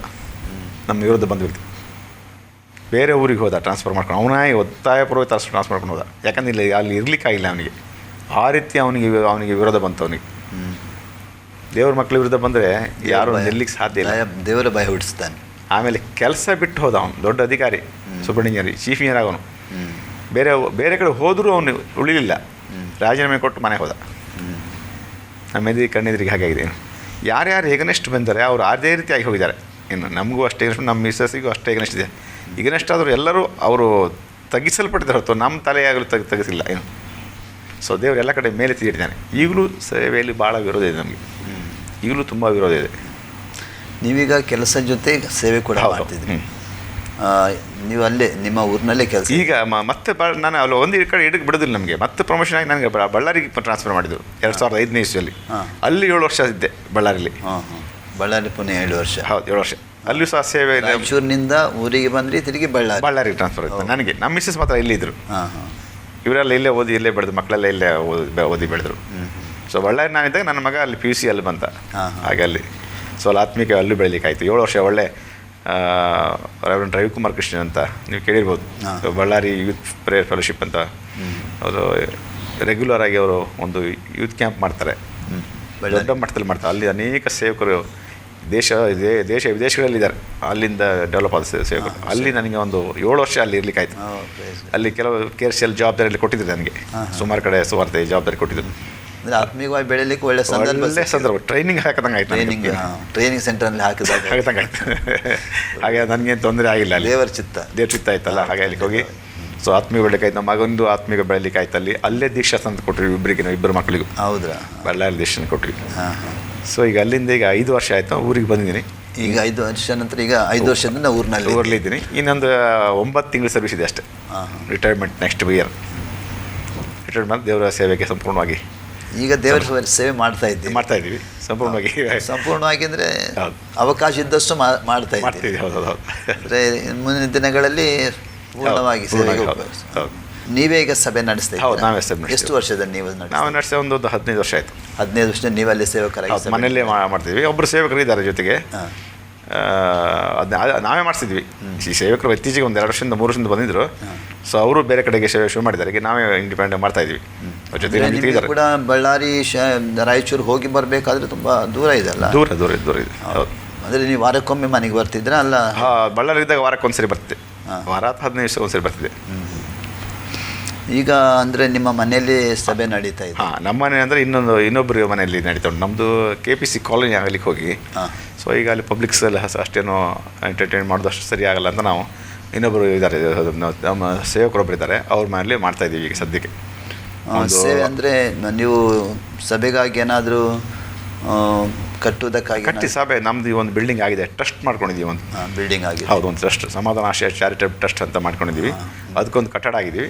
ಅಲ್ಲೇ ನಾವು ಆರಂಭ ಶುರು ಮಾಡಬೇಕು. ಈಗ ನಮ್ಮ ಬಿಲ್ಡಿಂಗ್ ಅಂತಿಮ ಹಂತದಲ್ಲಿ ಬಂದಿದೆ. ಫಸ್ಟ್ ಸ್ಟೇಜ್ 2 ಸ್ಟೇಜ್ ಮಾಡ್ಕೊಂಡಿದ್ದೀವಿ. ನೀವು ಸ್ವಂತ ಜಾಗವನ್ನು ತಗೊಂಡು ಮಾಡ್ತಾ ಇದ್ದೀವಿ. ಅದು ಏನಾಗಿದೆ, ಸ್ವಂತ ಜಾಗ ಅಂತ ಇಲ್ಲ ನಮ್ಮೂರಲ್ಲಿ. ಈಗ ಸರ್ಕಾರಿ ಜಾಗದಲ್ಲೇ ಇದೆ ಅದು. ಈಗ ಎಲ್ಲ ಮನೆಗಳು ಸರ್ಕಾರಿ ಜಾಗದಲ್ಲಿ ಇದೆ. ಸೊ ಈಗ ಅದಕ್ಕೊಂದು ನಮ್ಮ ರೆಕಾರ್ಡ್ ಏನಂದರೆ, ಒಂದು ಕನ್ಸ್ಟ್ರಕ್ಷನ್ ಪರ್ಮಿಷನ್ ಅಂತ ಒಂದು ಬರುತ್ತೆ ಪಂಚಾಯತಿಂದ, ಅದು ಕೊಟ್ಟಿದ್ದಾರೆ. ಕಂದಾಯ ಕಟ್ತೀವಿ, ಕರೆಂಟ್ ಬಿಲ್ಲೆಲ್ಲ ಕಟ್ತೀವಿ. ಸೊ ಅಕ್ರಮ ಸಕ್ರಮದಲ್ಲಿ ಸಕ್ರಮ ಆಗಬೇಕು. ಅದೀಗ ಎನ್ಕ್ರೋಚ್ಮೆಂಟ್ ಅಲ್ಲಿಗೆ ಗೌರ್ಮೆಂಟ್ ಆದೇಶ ಮಾಡಿದೆಯಲ್ಲ. ಈಗ ಅದರಲ್ಲಿ ಹಣ ಸಭೆ ಕಟ್ಟಬೇಕಾಗ್ಬೋದು, ಅದು ಸಕ್ರಮವಾಗಿ ಓಡಬೇಕು. ಸೊ ಆ ಬಿಲ್ಡಿಂಗಿಗೆ ಆಲ್ಮೋಸ್ಟ್ ಆಗ್ತಿದೆ. ಅದಕ್ಕೆ ಸ್ವಲ್ಪ ಶೀಘ್ರದಲ್ಲೇ ಅಲ್ಲಿ ನಾವು ಒಂದು ಪ್ರಾರ್ಥನೆ ಮತ್ತು 6ನೇ ಮಾತ್ರ ಅಲ್ಲ, ಅಲ್ಲಿ ಒಂದು ಆಶ್ರಮ ಟೈಪ್ ಮಾಡಬೇಕಂತಿದ್ದೀವಿ. ಅದೇ ಉದ್ದೇಶ ಮಾಡಿದ್ದೀವಿ. ಅದ್ರ ಜೊತೆ ಅಲ್ಲಿನೇ ಆರಾಧನೆ ಮಾಡೋಣ ಅಂತ ಅಲ್ಲಿ.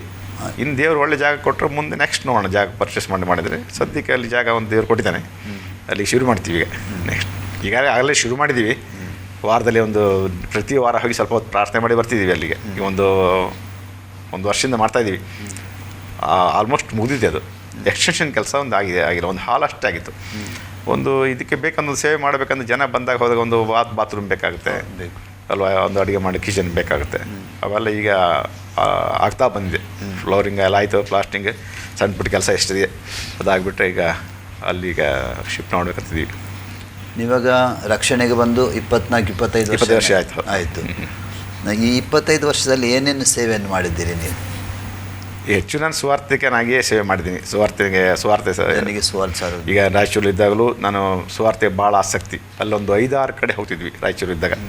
ಬೇರೆ ಹಳ್ಳಿಗಳಿಗೆ ಹೋಗ್ತಿದ್ವಿ, ಆಂಧ್ರ ಬಾರ್ಡ್ರ್ ಆಂಧ್ರ ಹಳ್ಳಿಗಳಿಗೆ ಹೋಗ್ತಿದ್ವಿ. ಈ ಸೇವೆಯಲ್ಲಿ ನೀವು ಅಂದರೆ ಕೆಲವು ಹಳ್ಳಿಗಳಿಗೆ ಹೋಗಿ ಸುವಾರ್ತೆ ಸಾರುವುದು, ಹೌದು, ಸತ್ಯವೇದ ಹಂಚೋದು ಅಥವಾ ಟ್ರ್ಯಾಕ್ಸ್ ಹಂಚೋದು ಸೇವೆಯನ್ನು ಮಾಡಿದ್ದೀರಾ? ಮಾಡಿದ್ವಿ, ಹೌದು, ಅಂಥದ್ದೆಲ್ಲ ಮಾಡಿದ್ದೀರಿ. ಹೌದು, ಅಂದರೆ ಟೀಮ್ ಆಗಿ ಹೋಗ್ತಿದ್ವಿ. ಆಮೇಲೆ ಬೇರೆ ಜಾಗದಲ್ಲಿ ವೈಯಕ್ತಿಕ ಯಾರು ಸಿಗ್ತಾರೋ ಅದನ್ನು ನೀವು ಅಂತಾರೆ ವೈಯಕ್ತಿಕ ಸ್ವಾರ್ಥ ನನ್ನ ಹೆಚ್ಚು ಆಸಕ್ತಿ ನನಗೆ ಇದರಲ್ಲಿ.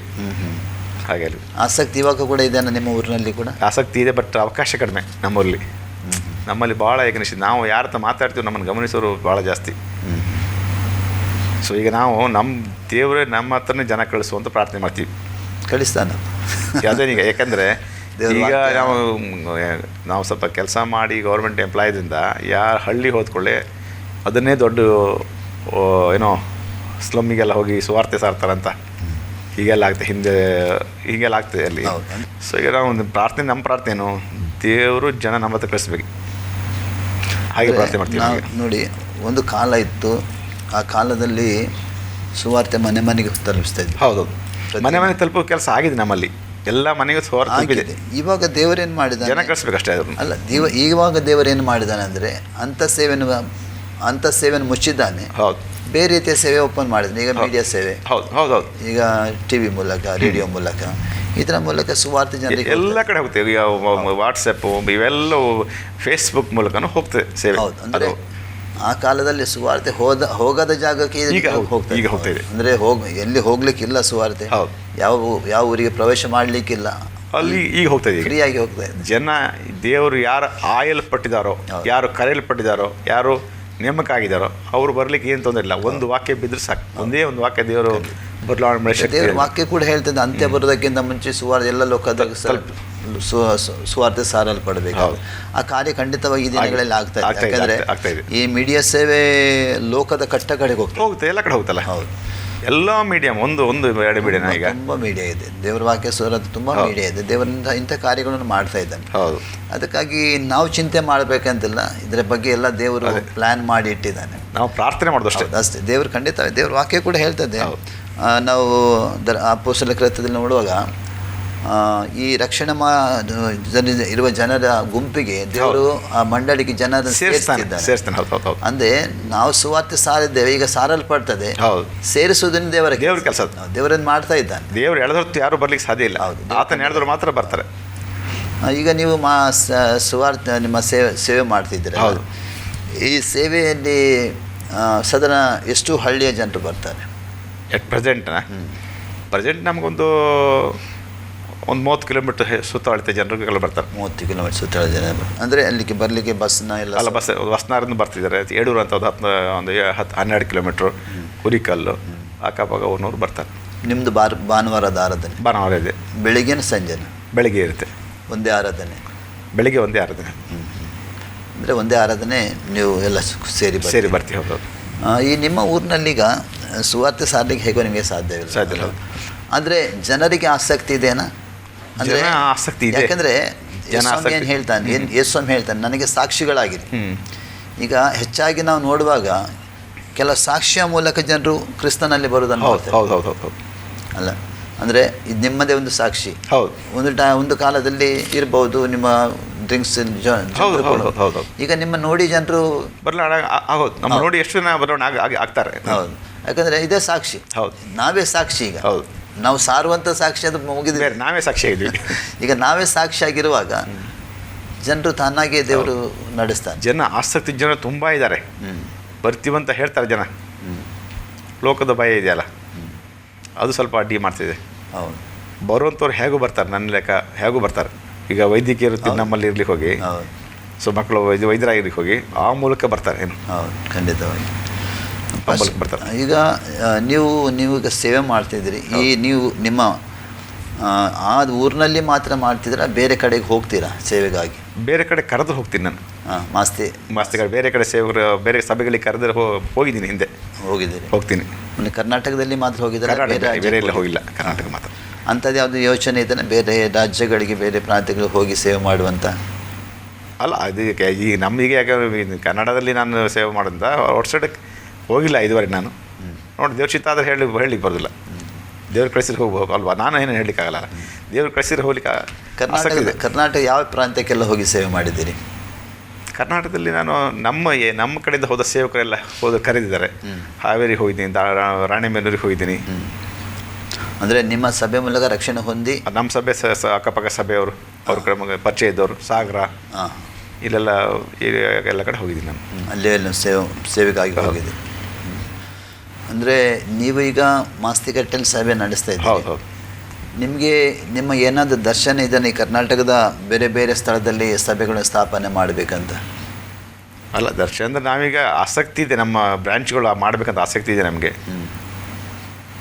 ಇಲ್ಲಿ ಸೇವೆ ಇಲ್ಲೋ ಅಲ್ಲಿ ಸೇವೆ ಮಾಡಬೇಕಂತ ಆಸೆ ಇದೆ. ಫಸ್ಟ್ ನಾವು ಗಟ್ಟಿ ಆಗಬೇಕಂತ, ಇಲ್ಲಿ ಇರೋ ಜಾಗದಲ್ಲಿ ಎಸ್ಟಾಬ್ಲಿಷ್ ಆಗಬೇಕು ಫಸ್ಟು, ಹಾಗೆ ಆಮೇಲೆ ವಿಸ್ತಾರ ಆಗಬೇಕಂತ ಒಂದು ಆಸೆ ಇದೆ. ಆಗಿದೆ. ನಿಮ್ಮ ಸೇವೆಯ ಮುನ್ನೆ ದರ್ಶನಗಳು?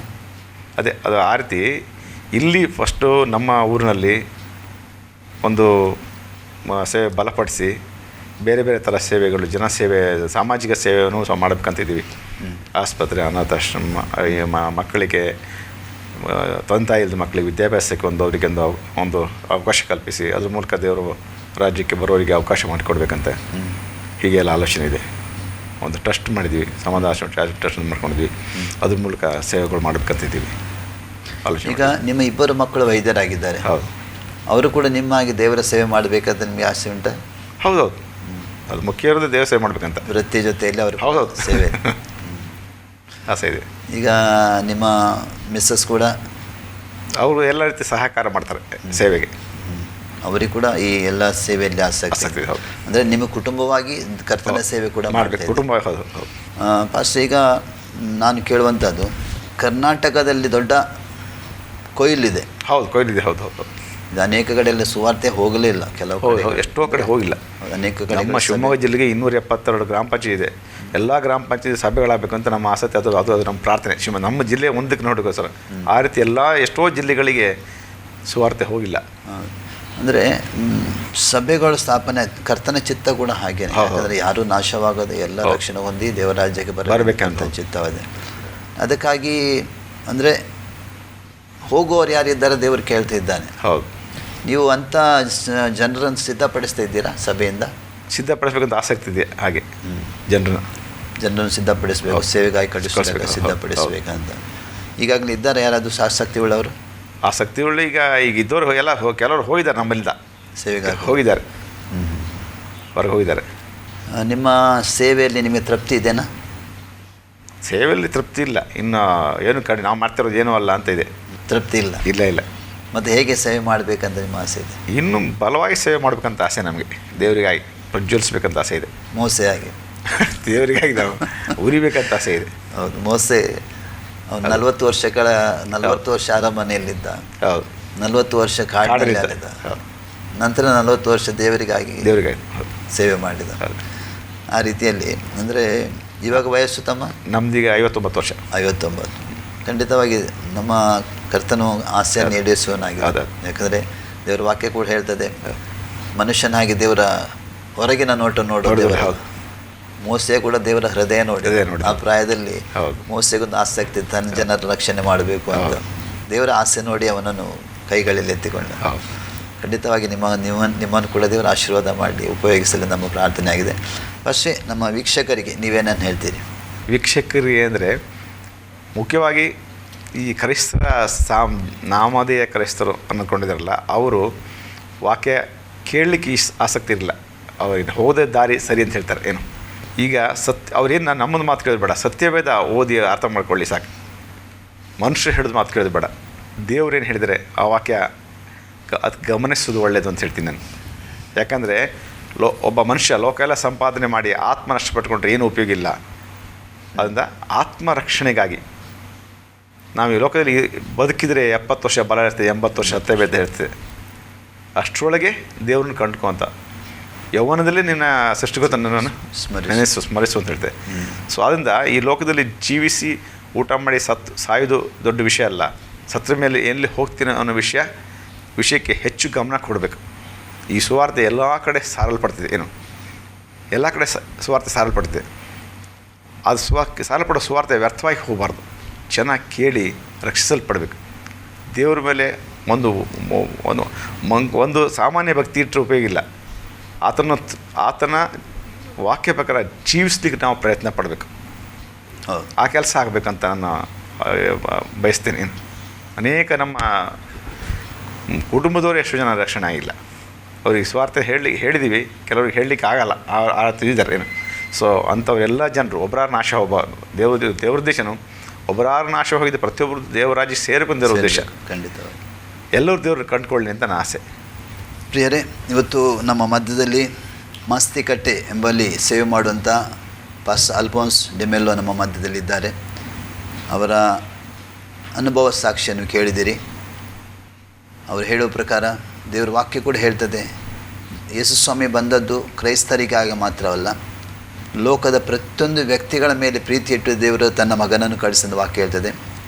ವಾಕ್ಯ ಸ್ವಸ್ಥವಾಗಿ ಹೇಳ್ತದೆ. ಯೋಹಾನ ಸುವಾರ್ತೆ 3:16 ದೇವರು ಲೋಕದ ಮೇಲೆ ಎಷ್ಟೋ ಪ್ರೀತಿಯನ್ನು ಇಟ್ಟು ತನ್ನ ಒಬ್ಬನೇ ಮಗನನ್ನು ಕಳಿಸ್ತಾನೋ, ಯಾರಾವತ್ತು ನಮ್ಮ ಥರ ಅವರು ರಕ್ಷಣೆ ಹೊಂದಬೇಕು ಅಂತ, ನಿತ್ಯ ಜೀವ ಪಡೆಯಬೇಕಂತ. ಯೇಸುಸ್ವಾಮಿ ಬಂದ ಉದ್ದೇಶ ಧರ್ಮ ಮಾಡುವಂಥದ್ದು, ಒಂದು ಧರ್ಮ ಕಟ್ಟುವುದಕ್ಕಾಗಿ ಬಂದಿಲ್ಲ. ಯೇಸುಸ್ವಾಮಿ ಬಂದಂಥ ಉದ್ದೇಶ ಒಂದು ಮಾರ್ಗವಾಗಿ ನಮ್ಮನ್ನು ಪರಲೋಕಕ್ಕೆ ಸ್ವರ್ಗಕ್ಕೆ ನಡೆಸುವಂಥ ಒಂದು ಮಾರ್ಗವಾಗಿ ಬಂದಿದ್ದ. ಆತನ ಉದ್ದೇಶ ಆತನು ಮಾಡಿ ಹೋಗಿದ್ದಾನೆ. ಈಗ ಆತನ ಉದ್ದೇಶ ಪ್ರಕಾರ ಆ ಮಾರ್ಗದಲ್ಲಿ ನಡೆಯಬೇಕಾದ್ರೆ ಖಂಡಿತವಾಗಿ ದೇವರ ವಾಕ್ಯ ಓದಬೇಕು, ಸತ್ಯವೇದ ಓದಬೇಕು, ನಾವು ದೇವರ ವಾಕ್ಯ ಕೇಳಬೇಕು. ಅದರ ಪ್ರಕಾರ ನಾವು ನಡೆಯುವಾಗ ಮಾತ್ರ ಏನಾಗ್ತದೆ, ನಾವು ಸ್ವರ್ಗಕ್ಕೆ ಸೇರ್ತೇವೆ. ಹಲ್ಲೆಲೂಯಾ. ಈ ಸುವಾರ್ತಿಕ ಎಂಬ ಈ ಕಾರ್ಯಕ್ರಮದಲ್ಲಿ ನಮ್ಮೊಂದಿಗೆ ನೀವು ಇದ್ದುದಕ್ಕಾಗಿ ನಿಮಗೆ ಕೂಡ ನಾವು ವಂದನೆ ಹೇಳ್ತಾ ಇದ್ದೇವೆ. ಪಾಸ್ಟ್ರೆ, ಈ ಸುವಾರ್ತಿ ಕಾರ್ಯಕ್ರಮದಲ್ಲಿ ನಮ್ಮ ಈ ಆಶ್ಚರ್ಯ ಟಿವಿಯಲ್ಲಿ ಬಂದು ನಿಮ್ಮ ಸೇವೆಯ ಅನುಭವವನ್ನು ಹಂಚಿಕೊಂಡಿದ್ದೀರಿ. ನಿಮಗೂ ಕೂಡ ಆಶ್ಚರ್ಯ ಟಿವಿ ಪರವಾಗಿ, ವೀಕ್ಷಕರ ಪರವಾಗಿ ನಿಮಗೆ ಕೂಡ ನಾವು ವಂದನೆ ಹೇಳ್ತೇವೆ. ವಂದನೆ. ನನಗೆ ಈ ಒಂದು ಸಮಯಕ್ಕೆ ಕರೆದು ಅವಕಾಶ ಕೊಟ್ಟ ಸರ್ವಶಕ್ತನಾದ ದೇವರಿಗೆ ನಾನು ಮೊಟ್ಟ ಮೊದಲು ವಂದಿಸ್ತಾ, ಈ ಒಂದು ಆಶ್ಚರ್ಯ ಟಿವಿಯ ಸಮಸ್ತ ಈ ಸಿಬ್ಬಂದಿಯವರಿಗೂ, ಮ್ಯಾನೇಜಿಂಗ್ ಡೈರೆಕ್ಟ್ರಿಗೂ, ನಿಮಗೂ ಸಹ ನಾನು ವಂದನೆ ಸಲ್ಲಿಸ್ತೇನೆ. ಪ್ರಿಯರೇ, ಈ ಕಾರ್ಯಕ್ರಮ ಇಲ್ಲಿಗೆ ನಾವು ಮುಗಿಸ್ತಾ ಇದ್ದೇವೆ. ಮುಂದಿನ ದಿನಗಳಲ್ಲಿ ಇನ್ನೊಂದು ಸೇವಕರೊಂದಿಗೆ ನಿಮ್ಮ ಮುಂದೆ ಬಂದು ಈ ಕಾರ್ಯಕ್ರಮ ನೀಡ್ತೇವೆ. ಅದು ಅಷ್ಟು ತನಕ ವೀಕ್ಷಿಸ್ತಾರೆ ಆಶ್ಚರ್ಯ ಟಿವಿ. ವಂದನೆಗಳು.